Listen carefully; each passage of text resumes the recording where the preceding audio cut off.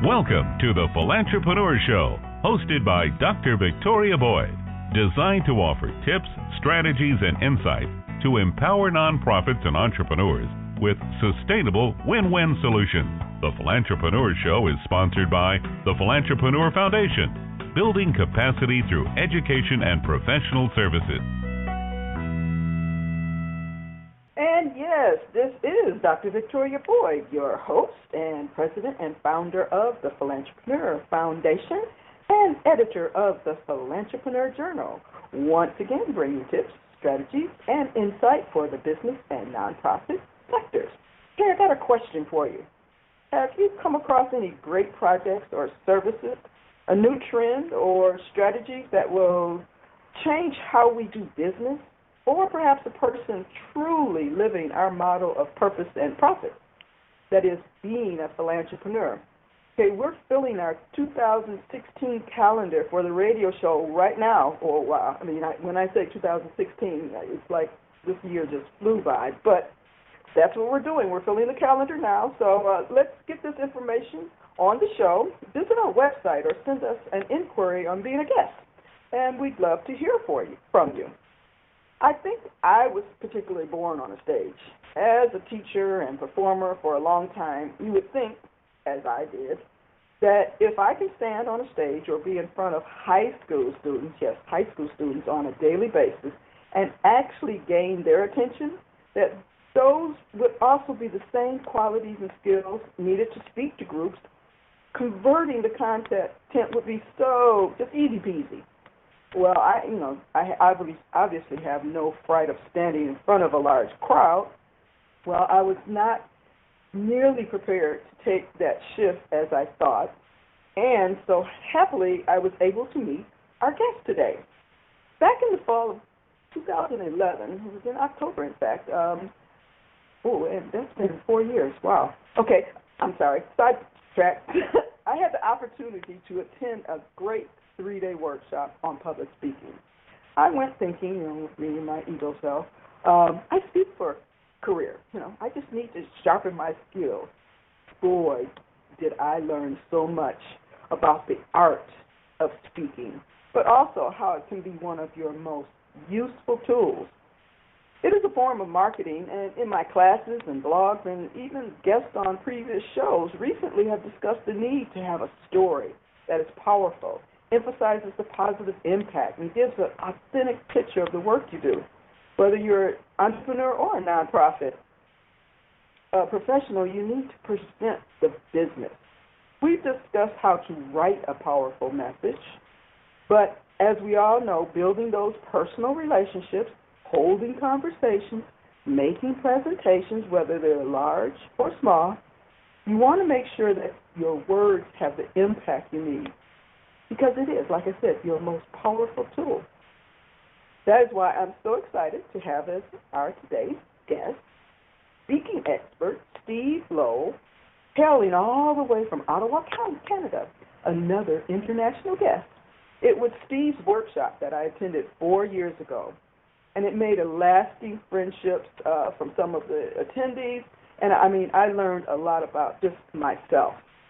Welcome to the show, Steve. Before we get into the heart of this discussion, tell me more about your background and how you evolved into being an expert in developing speaking skills.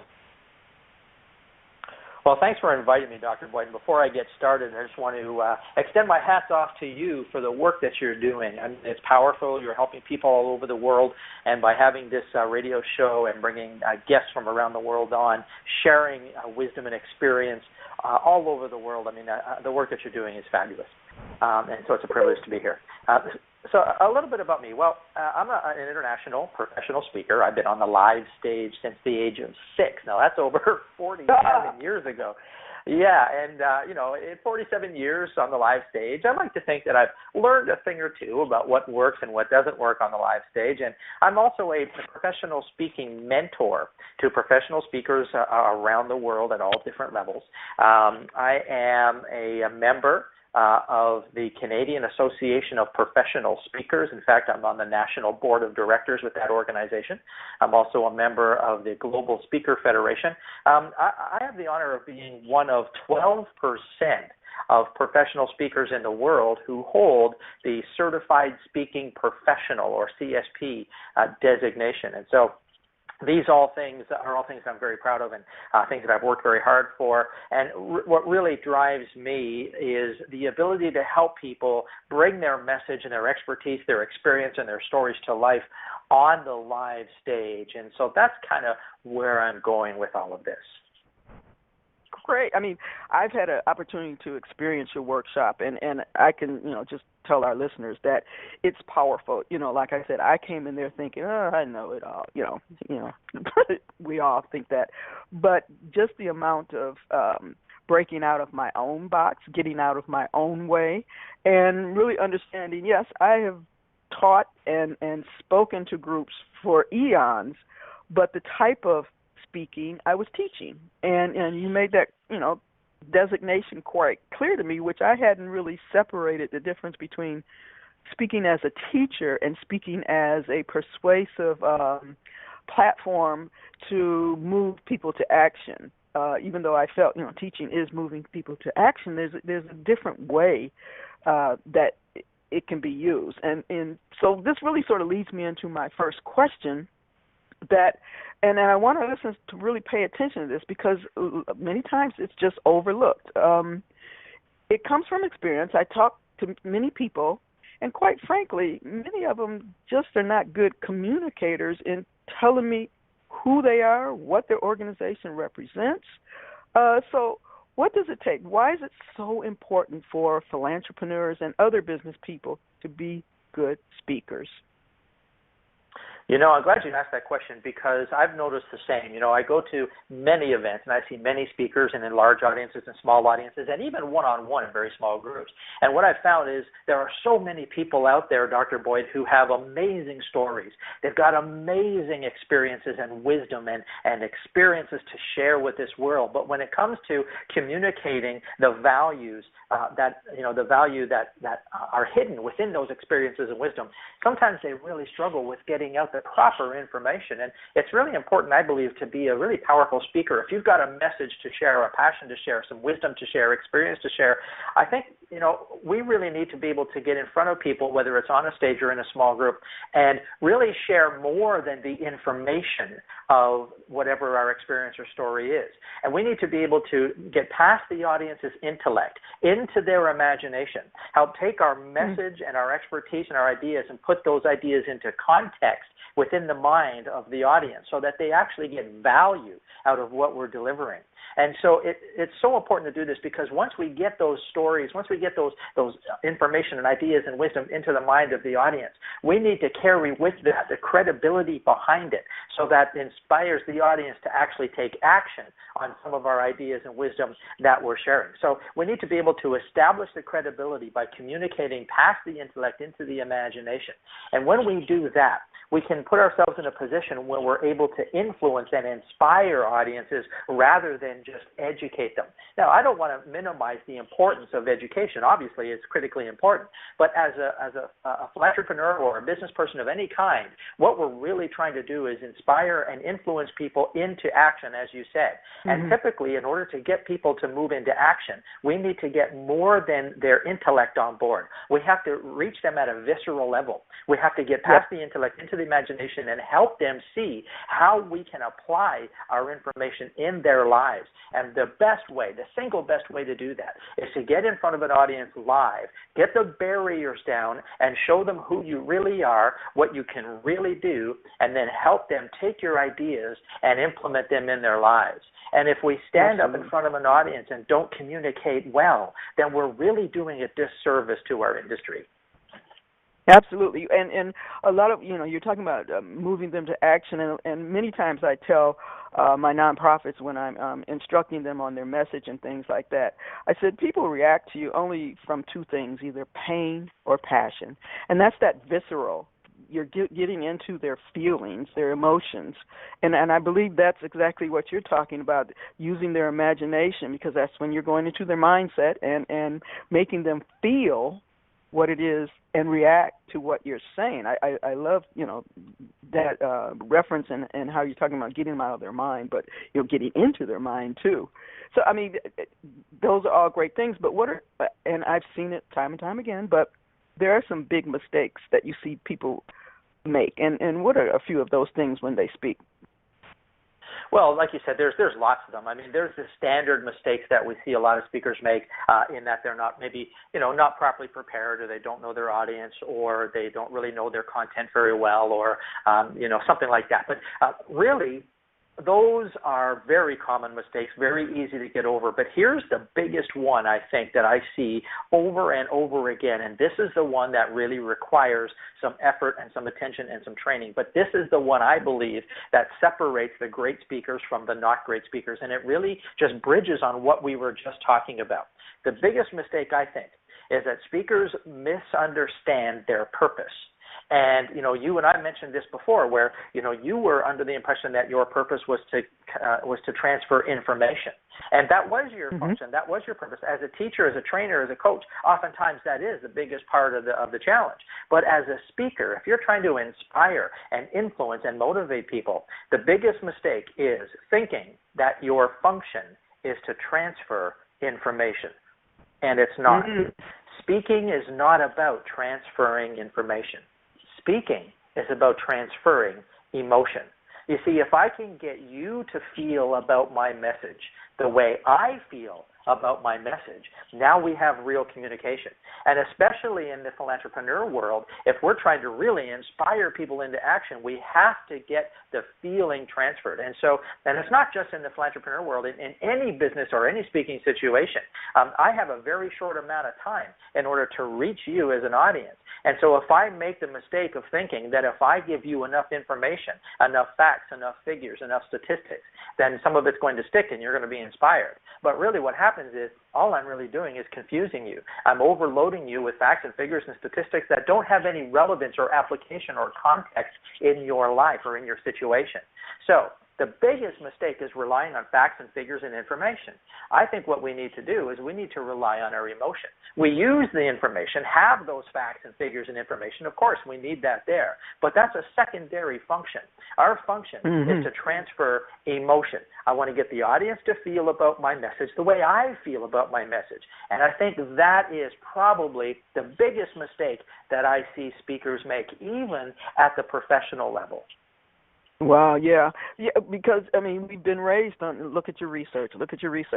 But once again, I'm coming from the education field, which it is, about facts and figures. And so just for me personally making that transition, it is sort of hard to break out of that mold. But I also see, a lot of entrepreneurs, because they rely on, the data says and the measurements are, nobody cares about that. Technically, it's, as you said, secondary and supportive to give that validity and credibility, but it doesn't actually raise the emotions or make people stand up and say, yes, let's do this, So exactly right.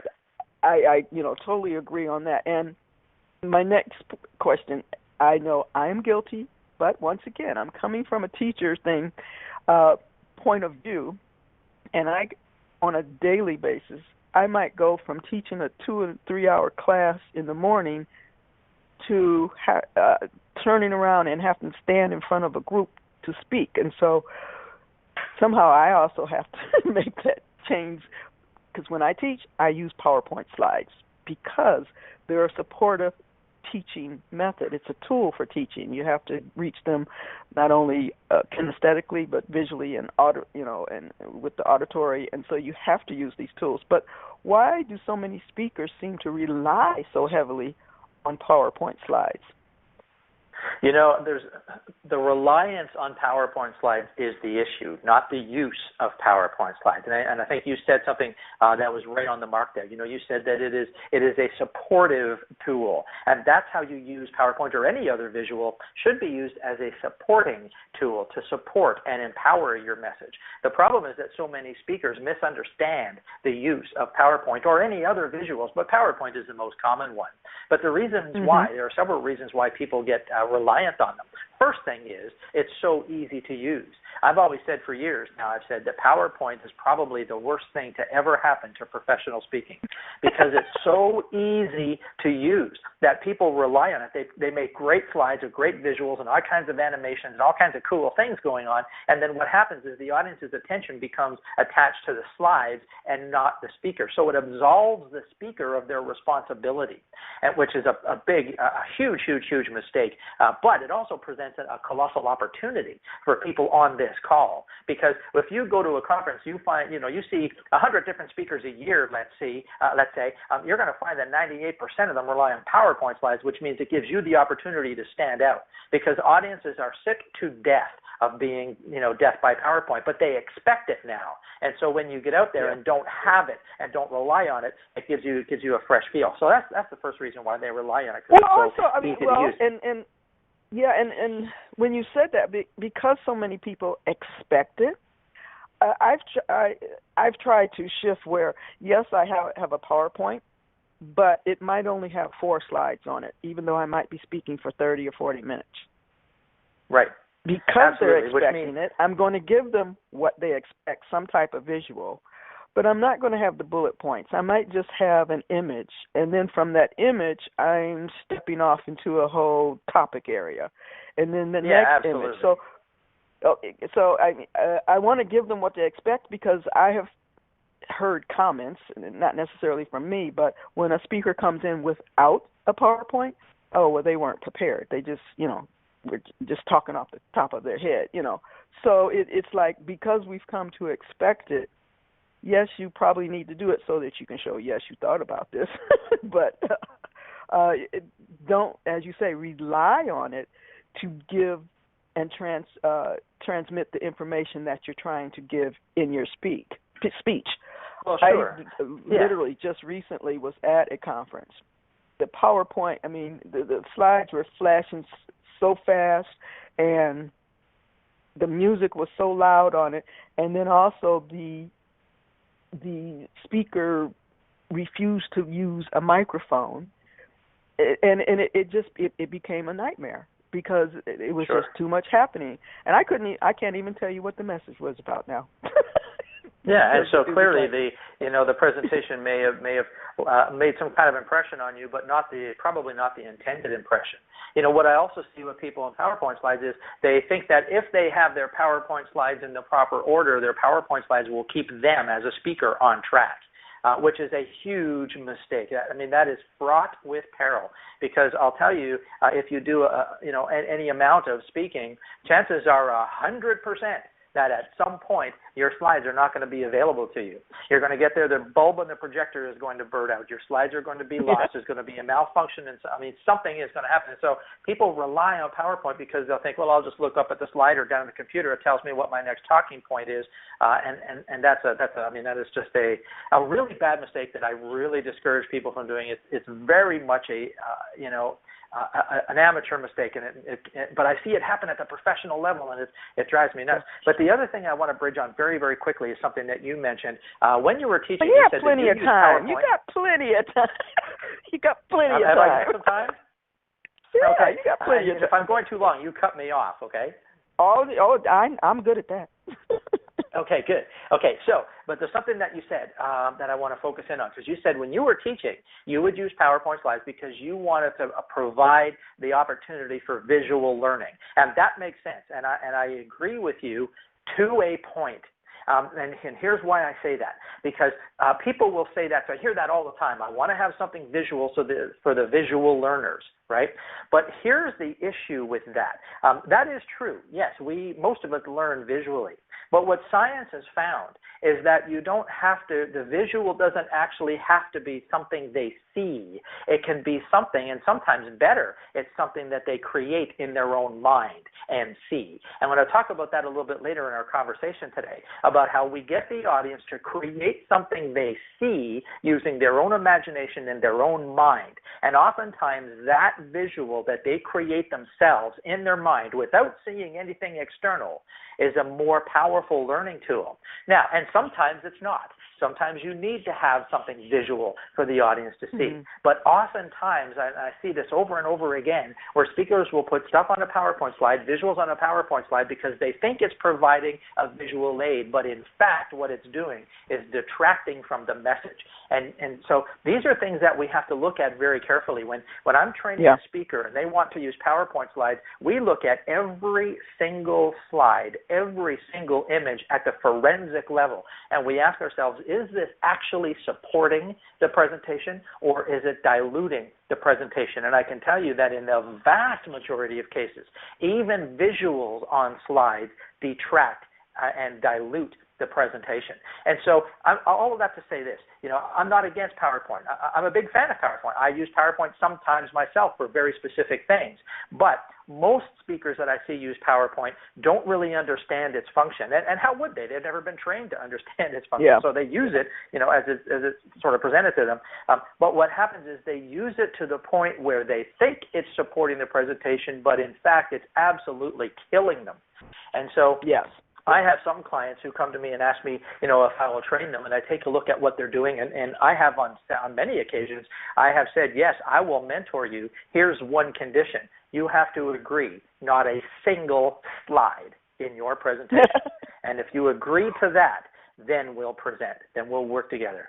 And I have turned people down because they are so reliant on PowerPoint that they refuse to step away from it, put themselves in the spotlight, take control, hold themselves out there as the expert, and get the attention themselves. And that's what speaking is really all about, especially in our business. As business people, as entrepreneurs, as philantrepreneurs, as coaches and trainers and mentors to others. We need to be able to hold ourselves out as the known expert in our field, and we're going to talk about that again, I think, a little later on today. But we need to be able to do that, and every time we put up a PowerPoint slide, the audience's attention shifts off of us, where it should be, over to the slide. And Dr. Boyd, you know as well as I do that the human brain cannot truly multitask. And so every time that we shift that audience's attention away from us, we are running the danger of losing their most expensive, their most scarce and highly protected resource, which is their attention. Are you still? I am so sorry. Somehow I got disconnected. Well, I'm glad you found your way back. I was just checking my phone to see if I was disconnected. I was about to call back in. No, actually, my phone said I lost cellular service, I was like, oh no. Okay, but so we're back. And one of we were talking about PowerPoint slides, and I was holding this statement in my head. But one of the most valuable things that I gained from your session when I attended it 4 years ago, that I still use to this day, that on a visceral level, as soon as you said it, I was like, why didn't I recognize this being and coming from the performing arts and being a dance teacher, using the body and things like that you were making the point of that even though you're not using a PowerPoint or you even have a PowerPoint, it's more powerful if you take the stage space and reposition yourself when you're trying to make a point. And I literally incorporated that from that day forward when you said that when I'm trying to make a point and I'm trying to make a comparison, I'll walk to one side of the stage and say, this is so-and-so, and then I'll walk clear across before I make the second point, and this is this. Let's compare the two. And I have seen people get the aha moment with that. And I'm sorry I missed the last few minutes of your what you were saying, but I wanted to get that out, how powerful, even me coming from knowing how to use the body for body language when speaking to people and how to use it, that really stood out for me, that I could relieve some of the reliance on my PowerPoints. I'm very pleased to hear that. You're referring to what I call holograms, and we won't get into the details about that, but I'm really glad that you're using those, because the other thing that happens about overusing PowerPoint is we become reliant on it, and it restricts us. And you were talking about being a dancer, and there's so much more to language than your words. There's so much to nonverbal language as a speaker, and because you were a dancer, you've got this whole other arsenal of language that's available to you as a speaker. You know how to move. You know how to move your body. You know how to get on a stage and perform, which is an asset as long as it's properly controlled, but which I know you do. You can do that. But you are somebody now who has extra arsenal on the stage by virtue of your body language and the way you know how to move, which is going to not only provide visual reference for your audience, as you said, but it's also going to give you the freedom to do whatever it is you need to do on the stage. See, when we get anchored to our PowerPoint slides, we restrict our freedom. We reduce and eliminate our freedom. We can't take the presentation in another direction based on audience involvement and feedback and so forth. And so the more that we can release ourselves from things like PowerPoint, the more powerful we can be. Yes, and even releasing yourself from a podium and speaker. I mean, I refuse to use a podium whenever I speak. I prefer the lavalier because I need that, what I call movement, flow of movement, to make points like that, to maybe even step down into the audience. Well, and that's just my personal style. But, yeah. I agree. I agree 100%. Yeah, so, yep, I at least I have a few points that are very powerful right now. But we're going to take a quick commercial break, and we're going to be back with Steve Lowell in just a moment. The Philantrepreneur Foundation. Build your capacity with our educational programs and professional services. Learn how to be a philantrepreneur, maximize your social impact, and maximize your revenue. Visit thephilantrepreneur.com or philantrepreneurfoundation.org to find services, resources, and training to launch, enhance, or improve your business or nonprofit strategy. While there, sign up to receive the Philantrepreneur Journal digital publication. Today's Philantrepreneur Show tip. Okay, each show we try to bring you a tip. Are you aware at the beginning of each year you should develop 3 different plans? Look for the Philantrepreneur Journal's winter edition. It will be out in January. And you'll get some great tips on why a strategic development and marketing plan are so essential to kick off the new year. There'll also be a whole lot of other great tips in that edition. The Philantrepreneur Journal, a quarterly digital publication reaching over 600,000 entrepreneurs and nonprofits. Get targeted exposure to reach your ideal customer with our unique Ads for a Cause, where 50% of the fee goes to support our nonprofit training and services programs. Together, we can make a difference, create impact, and build capacity. Visit thephilantrepreneur.com, Marketing Ads tab for all the details. Mention this show and get a 10% discount. Okay, welcome back as we continue our conversation with Steve Lowell, one of the world's leading speaking coaches, and I can talk from experience because I have actually attended his workshop. And it really broke me out of my box and made me see that even though as a teacher for over 30 years, it's hard to admit that at times, but that there's always something new to learn. And I mean, I thought I was prepared to be a speaker because I had no fear, but that means really nothing at all.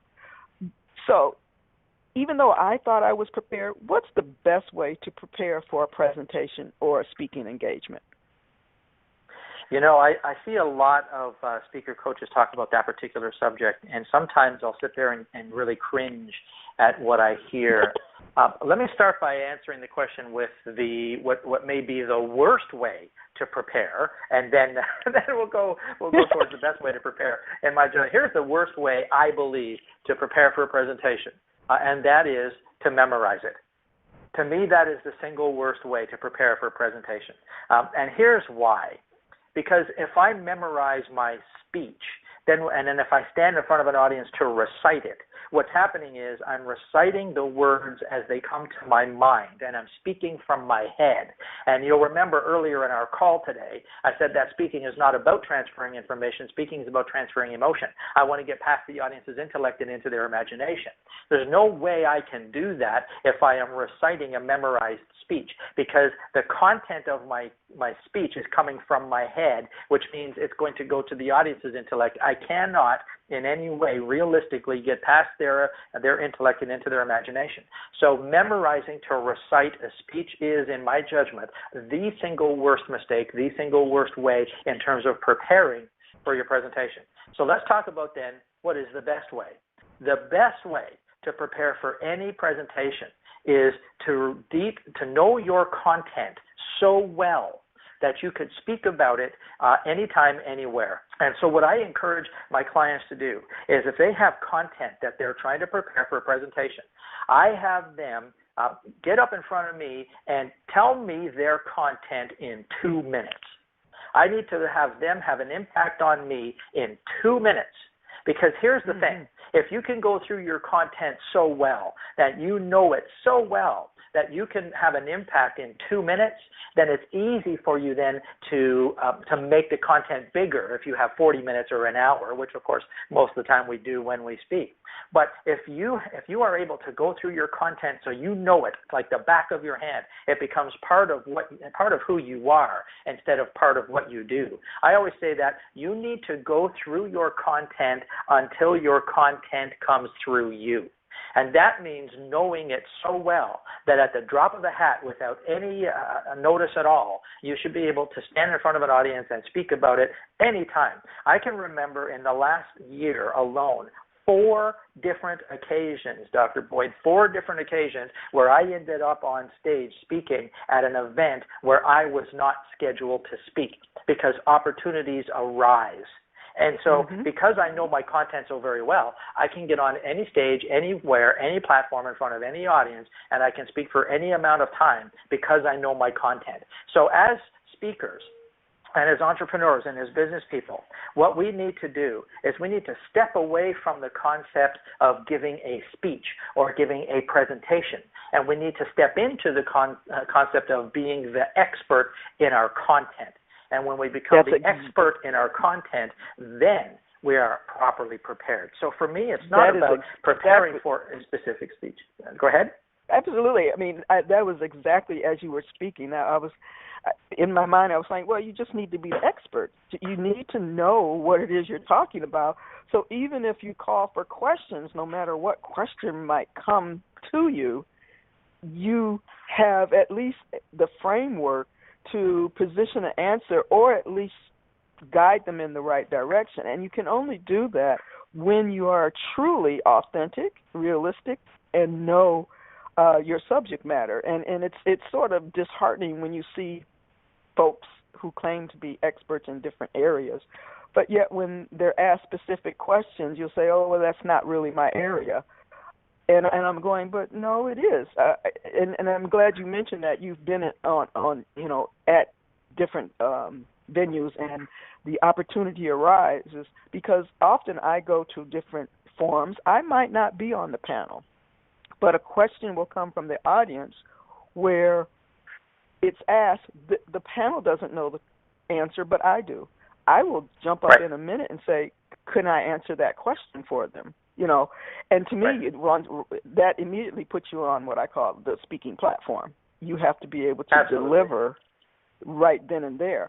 And that happens to me all the time because of my area is rather unique. The nonprofit sector, it has a lot of nuances and unique attributes that are not just common knowledge or, just different strategies that are not the norm, or just the whole model of being a philantrepreneur, which is not the traditional way of doing business.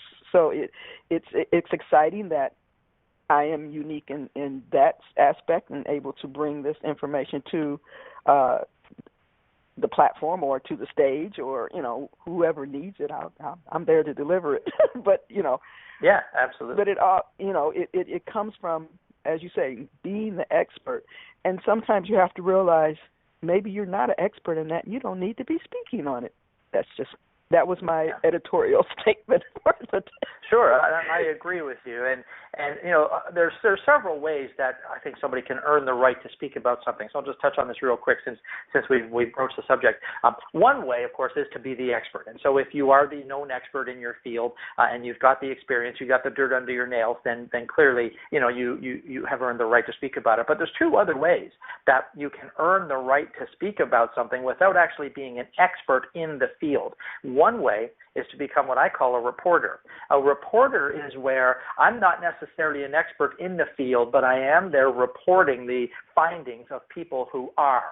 But even then, I need to know my content. I need to know what I'm speaking about so very well that I can do it without a single PowerPoint slide, without a single note in my hand, without any of those things. That's how well I need to know it. So to be a reporter is one way to earn the right to speak. And then the third way to earn the right to speak is what I call being a philosopher. And a philosopher is where I've got maybe a unique spin on an existing issue, something that has got a different angle to it, a creative spin on something. And if I know that, if I know my spin so well, then I can get up and talk about that. So I say that there's three ways you can earn the right to speak. One is by being the expert, one is by being the reporter, and one is by being a philosopher. Either way, and ideally you want to be all three of those combined. They overlap. So ideally, you want elements of all three of those. But it doesn't matter which one of those postures you take when you speak. In my judgment, you need to know your content so very well that you don't have to rely on aids to prompt you. Yes, absolutely.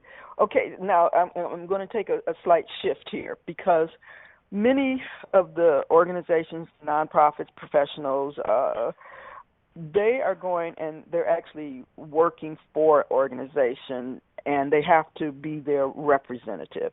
And so that doesn't necessarily, like you say, make them the expert. They are the reporter at this time. But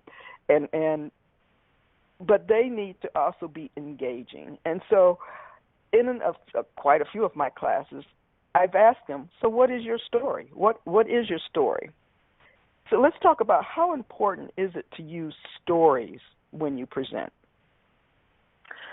Stories are a foundation of effective speaking. They're a staple of effective speaking.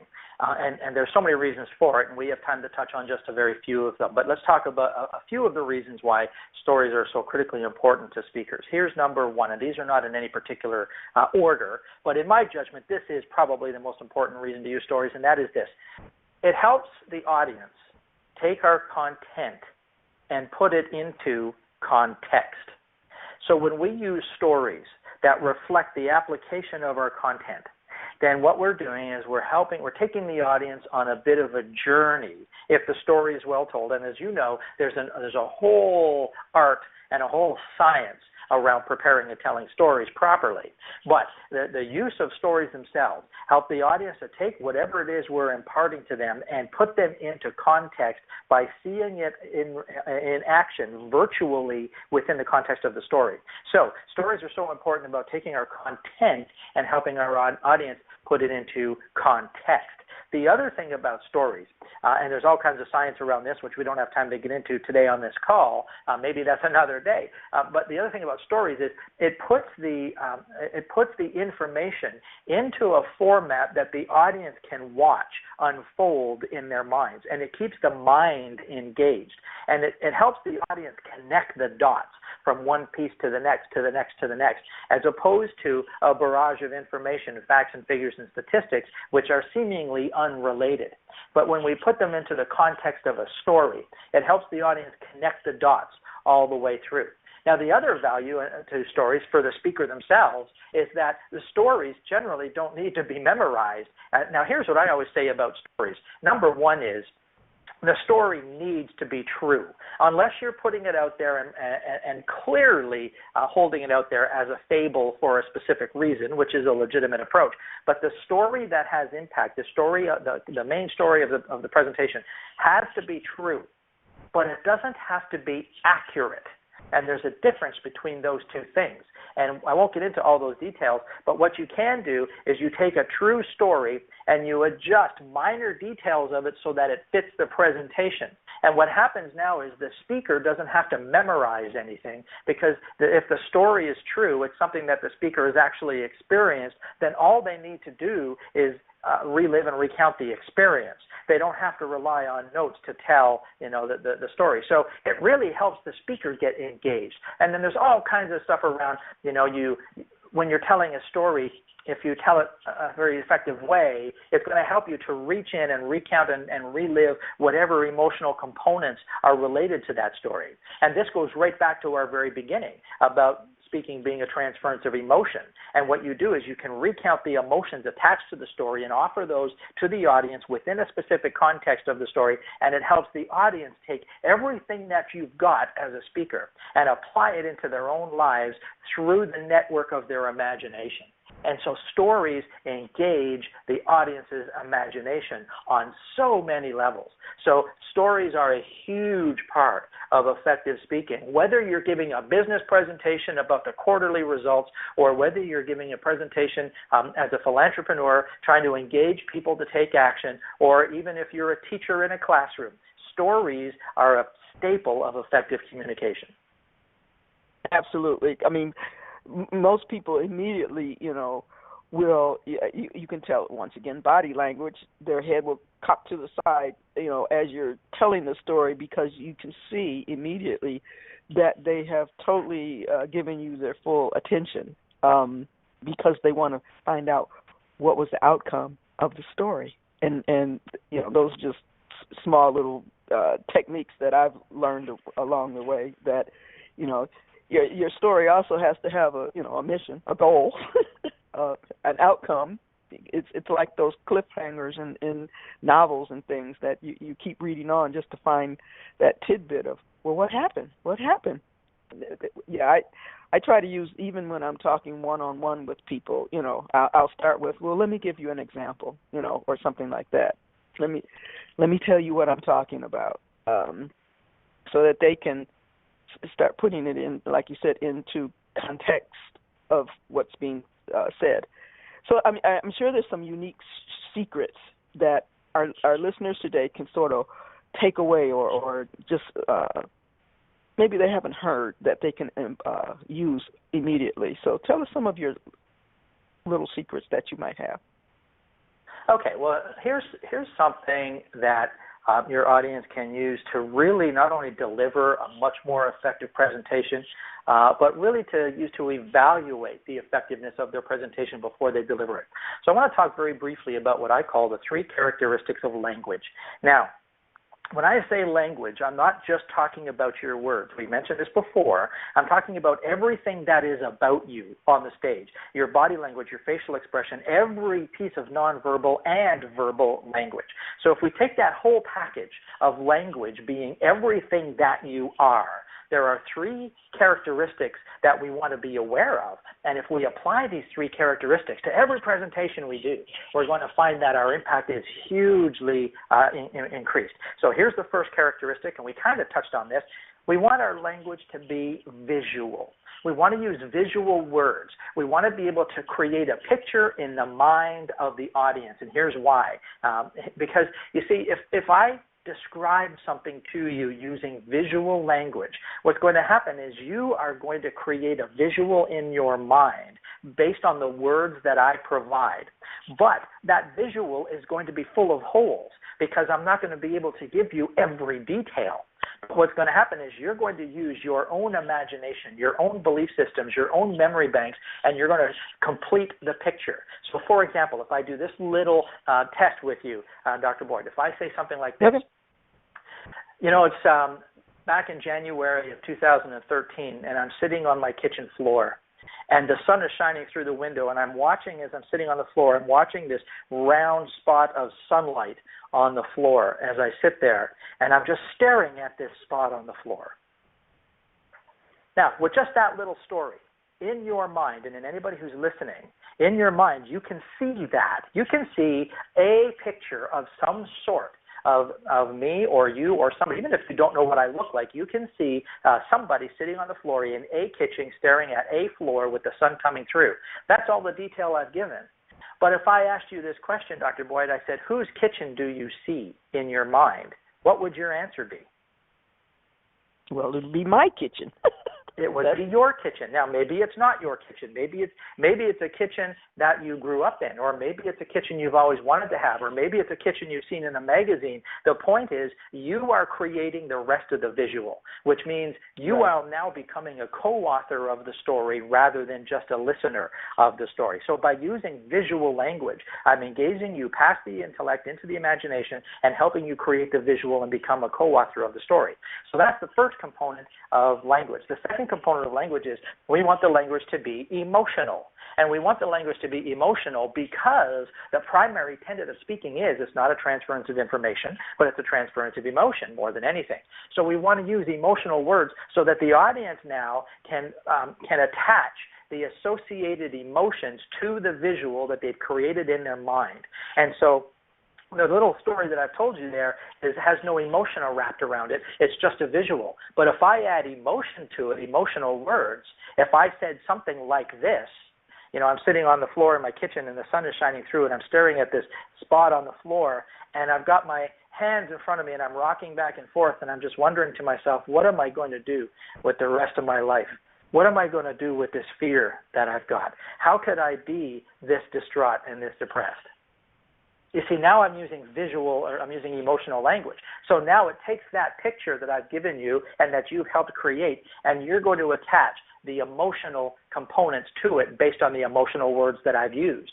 Now what I've done is I've given you a starting point for my story by using visual and by using emotional words. And that brings us now to the third component of language. And this is the one that so many speakers miss, and this is so important. The third component to language is we want the language to be in motion. We want it to be in motion. We want there to be movement within the story. And the reason we do that, there's so many reasons for it, but one primary reason is that our brain is innately wired to be reactive to movement. Have you ever been in a situation, Dr. Boyd, where you're sitting at your desk working, and you see something move out of the corner of your eye, you think you see some movement, and you have to stop what you're doing and look, right? I mean, you could be in the middle of brain surgery. It doesn't matter. You got to stop and look and see what that is because the movement triggers your brain. So as speakers, if we can take the stories that we're telling and we make it visual so the audience can see it in their mind, we make it emotional so the audience can attach the appropriate emotional acuities to it, and then we put it in motion by having a series of events occur in the story so the audience can watch it unfold as we tell it. That puts the story in motion. And we can do that with our verbal language, with our nonverbal language, with our facial expressions, with everything about us. We can put the story in motion. So I think the best secrets that I can give your audience right now is this. When you're preparing your presentations or your talks or your speeches or whatever it is you want to call them, when you're preparing them, ask yourself these questions. Is the language visual? Am I creating a visual in the mind of the audience? And when I say visual, I don't mean a PowerPoint slide. I mean with your words. Can you create a visual in the mind of the audience with your words and your nonverbal language? And then number two is, am I attaching the appropriate emotional triggers to these pictures? Does the audience understand the emotional significance, and can they feel the emotion just a little bit within themselves? And then the third test is, am I telling the story so that there is a sequence of events, a beginning and a middle and an end, a conflict, a decision, a discovery? Is there a path that I can walk the audience on? And then in that path, put in all the information that I need to teach them and give them an opportunity to put it into context. So by those three components of language or characteristics of language, you can profoundly elevate your effectiveness, not only as a speaker in public, but as a communicator in general. So those are the secrets I think that would be of most value to your audience. Absolutely. I mean, those are so, and I hope the listeners wrote them down. If not, I'm going to post them on our Facebook page and make sure that they are aware of those. Because they are so important, and I really hope that they see that they need support in kicking up their own speaking skills. We all think that we can do certain things. And I'm sure some people realize that speaking is not their forte, but they shouldn't give up because it really should be a part of what they're doing. So I'm here because I'm excited, and I've worked with Steve before, but I'm really excited now because Steve has agreed to take under his wing the Philantrepreneur Foundation as one of his projects, which I'm just totally excited. And it's just on so many different levels. First, because what we do, the core of what the Philantrepreneur Foundation is training, it's education. And that's what Steve offers. It's so valuable to everyone, no matter what you do in your career. You have to communicate with people. And so we're going to help you solve some of your problems with offering a workshop that Steve will be presenting 3 days in L.A. Always a good opportunity to take a trip to L.A. But what is so awesome, Steve has allowed us to offer a 2-for-1 registration on every general registration. That is, you can bring a guest.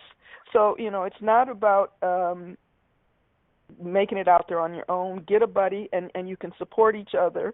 But a portion of that registration will be donated to the foundation. And that way you can learn and you can help support us. He's actually being a philantrepreneur. So, Steve, tell us more about the workshop, what they'll learn. I'm just so excited that you're willing to help the foundation, but also that it is our core values of we're going to be training people how to move their business and organization to the next level. Yeah, so the event is coming into Los Angeles January 28th, 29th, and 30th. Now, it's 3 dates, but it's actually 2.5 days. So Thursday evening, there's an introductory session, and then it's all day Friday, all day Saturday, 28th, 29th, and 30th. And it's called the High Impact Speaking Mega Master Class. And in that 2.5 days, I'm going to be sharing the most important, the most profound, the most high-level, professional speaking skills that you can use to really have an impact as a philantrepreneur and as a speaker and as a business person. Now, here's how the whole thing works. I have some guest speakers going to be there as well, but here's essentially how it works. It's not like any other workshop you've ever attended because you, meaning you, the audience, are going to have the opportunity to do the speaking. So I'm going to get up and I'm going to teach some stuff, some body language, stage mechanics, platform skills, audience engagement, things that speakers need to know. And then I bring volunteers onto the stage and I teach them and coach them live right there in front of that live audience. And the learnings are profound. And I never know what's going to happen on that stage, right? Some of the most amazing things happen. So it's risky, but it's so much fun, and it's so educational. And so it's 2.5 days of that, a lot of that. And so people are going to walk away with a huge list of new skills and techniques and talents that they can use when they get out there on the stage. Now, here's how the event works. I'll give you the website for it, and then I'll explain the special that I've got available for you and your listeners. So the website is it's highimpactspeakinglive.com. Now, I know that's long, but it's highimpactspeakinglive.com. Now, when you go to that site, you'll see some pictures and a few little things and an explanation of what we're doing. But where you see the registration piece, you're going to notice that there's an early bird registration, general registration, which we're on right now, and there's a VIP registration. Now, there's a few things we're doing for you. Number one is, if you register either at the general admission or the VIP level, number one is I'm going to ask you to use a coupon code so that I can identify you as being part of this call. Now, the coupon code is this. It's give back. One word, give back. That's the coupon code. So when you register, you use the coupon code give back, and a couple of things are going to happen. Number one is whether you register at the general admission or the VIP level, we're going to give you a $50 discount on your registration fee just by using the coupon code give back. That's the first thing that happens. The second thing that happens is if you were to register at the general admission level, then typically that doesn't allow people to bring a guest. But when you use that coupon code, give back, I'm going to be able to identify you as being part of this group, and I will send you a personal email with the instructions on how you can register your guest to come with you at no additional charge. Okay, so you can bring that gift with you as our gift to you. That's the second thing that happens. Here's the third thing that happens. Anybody who registers at either the general admission or the VIP level and uses that coupon code, Give Back, a significant portion of those revenues will be donated directly to the Philantrepreneur Foundation. So those are three bonuses that we're offering you just by being on this call today. Oh, and I want to thank you because, we're as a nonprofit organization, we reach out and need all of the support so that we can provide ongoing training. But the biggest part is the impact, the value of what they're going to gain at your workshop. So I, from the bottom of my heart, want to thank you for embracing what we're doing, for allowing us to be a part of your workshop. I know I'm trying my best to be there. I've been looking at hotels, but I'm almost positive I will also be there. And I hope to bring a lot of those that I've been working with to the session too. It has been a true pleasure having you on the show. I mean, the information has just been phenomenal. We're going to make sure we get all of this information not only up on our website, philanthropreneurfoundation.org. You can find more information on the show site. I'll be posting that. It's on YouTube, remember that. But just shoot us a question if you have it, and I'll make sure that I keep posting this, and we'll be promoting it. You'll see a blurb in the journal. But, Steve, it was great having you on the show. I want to thank you for taking time out of your day to join us today. Well, it's been my absolute privilege and joy, and I love working with visionaries and people who are driven by passion, and you are both. And so once again, my hat goes off to you. Congratulations on the work that you're doing. Congratulations to your listeners for being in the amazing world of philanthropy, and I honor all of you. And I really hope to see lots of you out at this event because it is going to be a profound experience. You're going to learn some amazing things, have an enormous amount of fun, and it would be my honor to meet some of you as well personally and shake your hand. Okay, thank you so much for being on the show. Thank you, Steve. Do you want to join Steve and also have impact? Help us provide quality educational programs, build capacity, and have impact in the community. Your support is needed. Please visit the Philanthropreneurfoundation.org and support. Make a donation today. Want to hear other shows? Go to YouTube, Philantrepreneur. We have the archive of all of our past shows. Join us for our next show where we will greet Jonathan Stone of Sababa Beverages discussing his Great Hunger Project and, of course, more tips and insights for your success. In the meantime, we ask, are you a philantrepreneur? Thank you for tuning in to the Philantrepreneur Radio Show, hosted by Dr. Victoria Boyd. Get involved. Follow us on Facebook and other social media outlets. If you wish to share comments or suggestions or appear as a guest on our show, visit www.thephilantrepreneur.com. Contact Victoria Boyd. Email her at theboyd@thephilantrepreneur.com. The Philantrepreneur Radio Show is a production of and sponsored by the Philantrepreneur Foundation, a 501c3 tax-deductible organization.